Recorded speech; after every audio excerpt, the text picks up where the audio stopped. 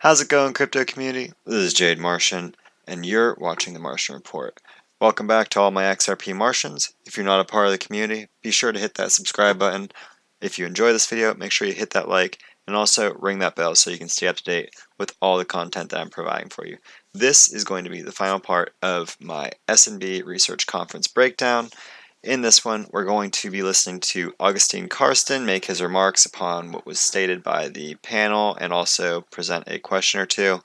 And then we're going to skip the rest of the questions in the audience because they were totally ignored. The panelists just answered Augustine. They didn't care what anybody else said. Alright? So, sorry. There may have been some interesting stuff that some of the people asked, but nothing was answered. So, we're going to hop right into this. And we're going to open, obviously, with Charles opening the floor.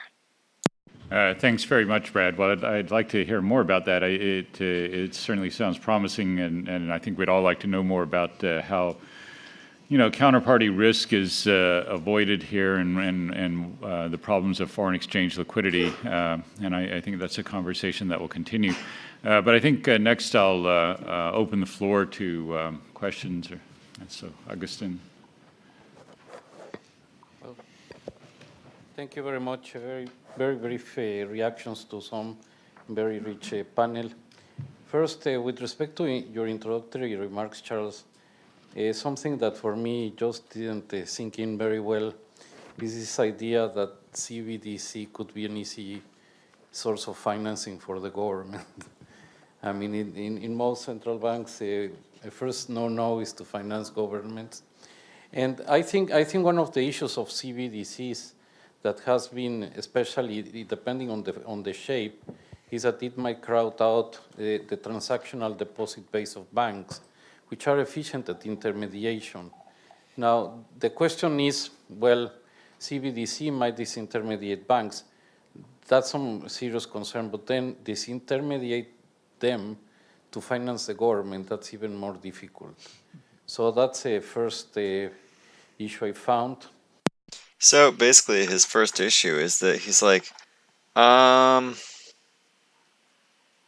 yeah, one issue. How do all these CBDCs not become virtually worthless? Oh, we gotta talk about that behind closed doors. We'll talk about that later. Shh, Augustine, don't worry. We understand. Look at Tobias. He is grinning from ear to ear. He is so enjoying himself. Why? Right? Maybe we'll find out why. I don't know. Then, we need to think very careful about what should motivate our progress in this area. And I subscribe a little bit what Brad said. Oftentimes we're looking for a problem to use some technologies. It sounds a little bit to me that that's your proposal, Tobias. I mean, I think that at least the issues you plan to address pretty much all have been solved without making, for example, central banks from being issuers to being the auditors of wallets, no? That's in a way what you want us to make now in terms of certifying that the backing is there fully. I think. So, if you noticed, I was honestly more paying attention to Tobias here because there's definitely the eye connection here between them that we can't see because he was actually changing his language based upon Tobias's expression, and then there was confirmation that, oh, Tobias understands what he was saying. Now, what he is suggesting here is the inherent risk of, what happens when you put these funds into this, intermediary, right? Like, how does that act? Also, he believes that Tobias, like the issues that Tobias mentioned with this system, he's like, oh, those are already fixed, right? Those aren't not these systems. And I think that's around the time that Tobias got like that kind of upset look on his face. But it's kind of interesting, right? But let's keep paying attention, see what else we can pull out of this. I think those problems have been solved, are solvable. Right now, through two-tier system, open to many participants, not only banks, can give pretty much all these solutions without majorly affecting the way central banks operate. Even I think the problem that Norman is thinking about can be solved, not necessarily issuing central bank digital currency.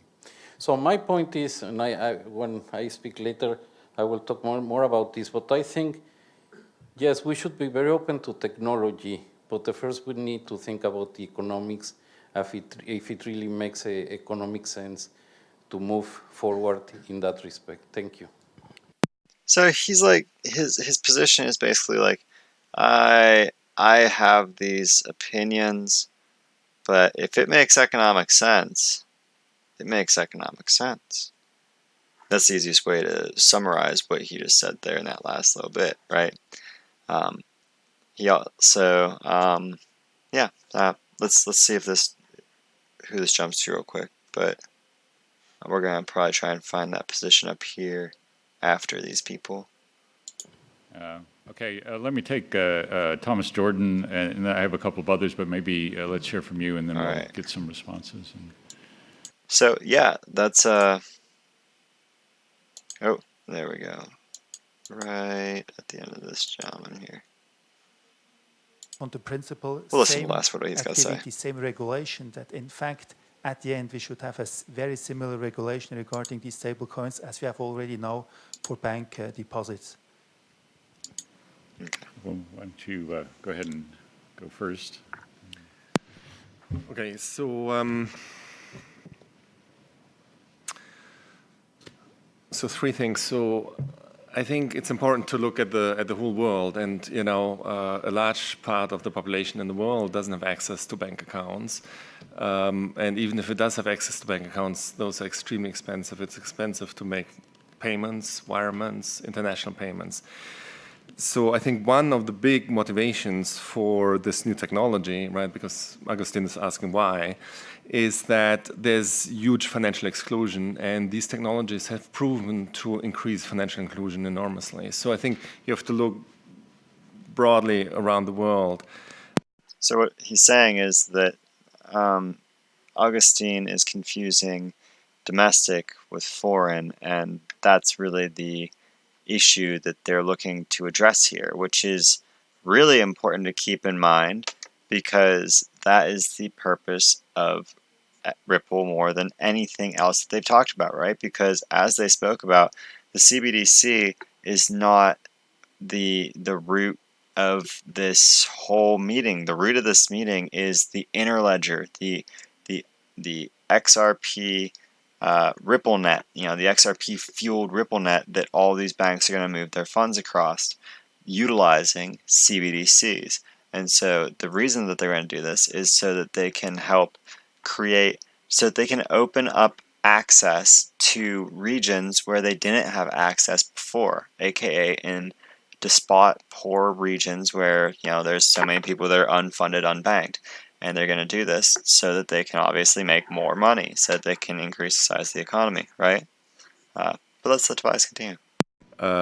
I think this is one motivation, and I think the Ripple example is one example, and Norman has talked about that, is that international payments are very expensive, and the structure is not very well built. And Tobias is like, and you just listen to Brad talk about Ripple. Ripple's the best, and as Norman said, this is necessary because it's super expensive. But Ripple, don't forget Ripple. Secondly, about the synthetic CBDC, and I just learned this morning that you actually have a special purpose license in Switzerland where fintech institutions, as far as I understand, can deposit money with the central bank. And in principle, I think that goes a long way to create something pretty close to the synthetic CBDC, where by synthetic CBDC I mean that you have a digital currency that is deposited with central bank money. Of course, there are other trust issues that I talked about that need to be solved, and they're, to make this as safe as true CBDC, there are bankruptcy issues, there are lots of issues. So, it's not that easy, and the devil is in the detail in all of this. Again, the devil is in the detail of all of this. What devil? What detail? Did we uncover those details here tonight, ladies and gentlemen? I don't know. Let's listen to the rest of the Q&A. Let's see if we can pull anything else out. Look for those devils, right? But I think that given this special purpose license, you're actually pretty close to being able to do this in Switzerland. Thirdly, I mean, is there a problem to be solved? I think the world is moving to becoming more digital. I mean, the way that we are transacting today is very different from the way we transacted 20 years ago. And I think in 10 years, we will just interact in very different ways. And I think at some point, people will say, cash, I mean, why could you ever have had cash? It's a very weird instrument when you think about it. If we were today debating, should we introduce cash? I mean, it's not obvious that you would actually want to do that. It has many, many shortcomings. Whereas I think, there is a digital revolution underway, and I think it's very natural to think about what that means for money. And there is a digital revolution underway, and we need to think about what that means for money, because it is not intuitive that you would just use cash in a society like nowadays. If you were to start a new country, say, and start giving people funds to use for transacting goods, right? What are those funds going to be? Are you going to use cash, or are you going to give them a card with numbers, ones and zeros on it, right? That's the question.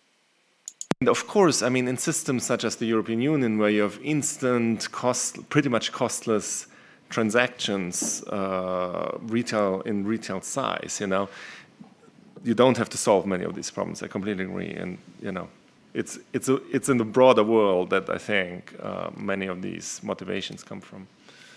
I want to quickly answer the question that Agustin posed to me, but I'm going to turn the one Thomas posed to me over to Norman Chan. But, when I said it would save governments money, I wasn't suggesting that, great, we can start creating money and finance yourself. I just meant it saved us money in the same way that it saved government money in the same way that an open market operation does, that the interest paid on reserves is lower than the interest on treasury bonds, and that was all I meant by that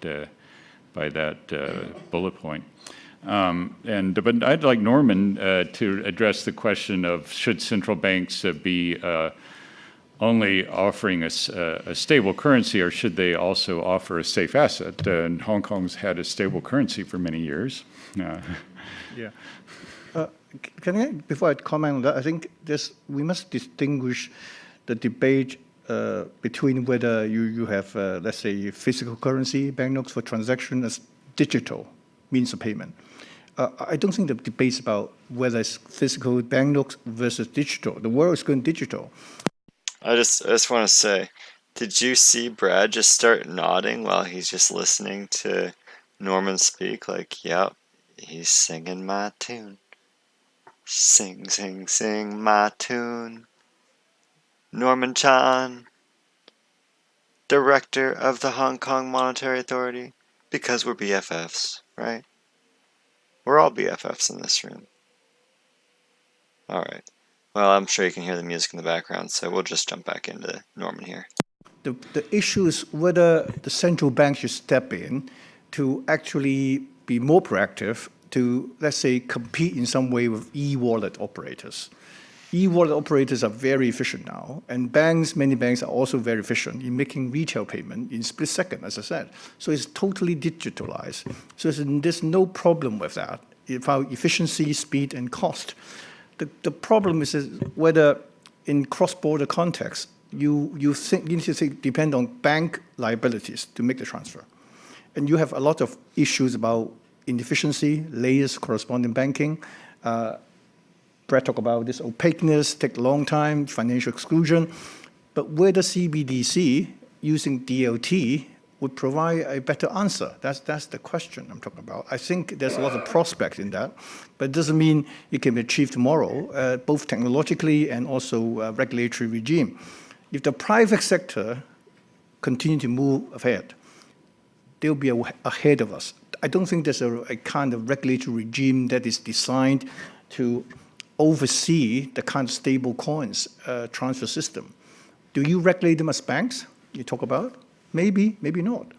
And who is going to ensure the public, the float, the backing is actually there when they redeem, right? We as supervisors would actually ensure banks will have the money there to pay back with depositors.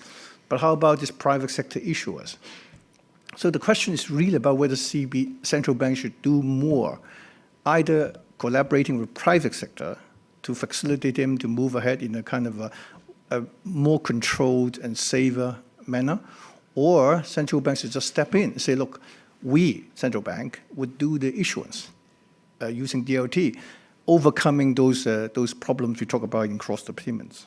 Safe assets, I don't know, it's a hard debate because if the public suddenly say, I have lost confidence in the banking system, I want to withdraw my balances with banks with bank notes, would you deny that?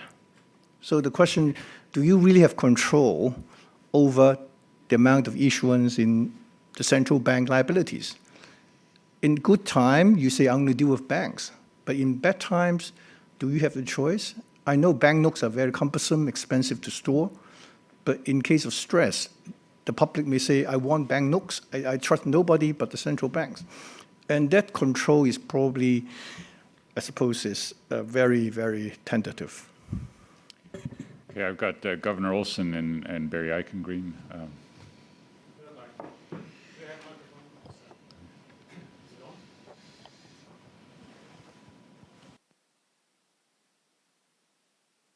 All right, now we're going to jump to the last little bit here, where we're going to have Brad giving his closing statements. Why is he always doing duck face every time I move to him? Last Okay. year, I had a fellowship at the There we Bank go. of England for a month, and I had to pay my rent in advance. It cost me $10 and took me 24 hours to transfer the money from Bank of England to Santander UK. So I'm not going to tell you what the platform was. You know what my banks are. The problems with that transaction were that the money was uninsured for the 24 hours that it was in transit, and $10 may still be a lot of money for the Philippine copy editor, but I think there's a tendency to overstate the gravity of the problem. The question, and Brad, this is an honest question. Ripple is, one of your products is to distribute liquidity through the payments system. So the question is, could there be a run on Ripple? In other words, everybody wants your liquidity. Nobody wants to provide it because there is a scenario where people develop doubts for good reasons or bad about the system. So let me first clarify what Ripple provides. Ripple doesn't provide liquidity. Ripple provides technologies that allow you to access liquidity that exists in the marketplace. In the last 24 hours, the digital asset marketplace traded about $50 billion of liquidity in 24 hours. That includes XRP, but that includes Bitcoin and Ether and what have you. So, could there be a run on digital assets at large? The nuance of the question is, Ripple sells technologies. Can there be a run on Ripple? I don't know what that looks like. I mean, I can't really think about that. Could there be a run on digital assets? I don't know. I mean, today, again, $50 billion of liquidity, and, people are moving liquidity around. For XRP, a settlement happens in 3 seconds. And so, to your point of taking 24 hours, I mean, 24 hours that's a positive story of a cross-border transaction. Many take longer.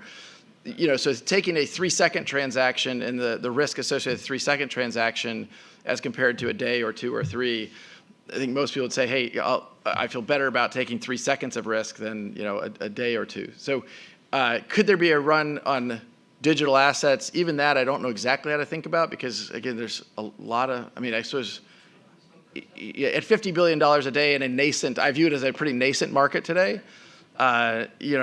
People are getting liquidity that exists in the marketplace in local regions between XRP in the Philippine peso, XRP in the Argentine peso, XRP in the Brazilian real, and it's tapping into that liquidity that exists in the marketplace. So what Dr. Eichengreen did there was throw Brad a softball and gave him something that he didn't talk about in his actual speech. That's kind of a big deal, right? That, the shorter period of time that you have to hold XRP, the more valuable or the less risk that you're taking as compared to the 24-hour transaction period that they can take for your US dollars to convert to British pounds, or the example that they use there, right? In this example. So I found it deeply fascinating to actually go through and break down this whole series. I hope you enjoyed the Q&A. I hope you enjoyed seeing how Agustin Carsten was actually pretty bearish on the digital assets and the CBDCs during this panel, right? But apparently something happened between this panel and his appearance just like a few days, maybe even just a week later, when he came out and gave like a pro-blockchain speech. So I feel like Brad Garlinghouse definitely had some words of wisdom that Augustine found truly moving, right? Shall we say? So with that, I hope you have enjoyed this video. I hope you've enjoyed this series. This was a long one. 8 parts. Holy crap, this was long. But it's done now, and now I can move on to other projects. My first is actually going to be a David Schwartz video that Aiden Trading streamed today. If you want to go see that interview uncut, unedited, go run over to Aiden Tradings and watch it on his channel, and then come back over here and see that tomorrow on mine. But with that, thank you for tuning in. As always, if you've enjoyed this video, hit the like. If you're new, hit that subscribe. And if you haven't already, make sure to ring that bell so that you can be up to date with all my videos. That way, I can see you next time on Mars.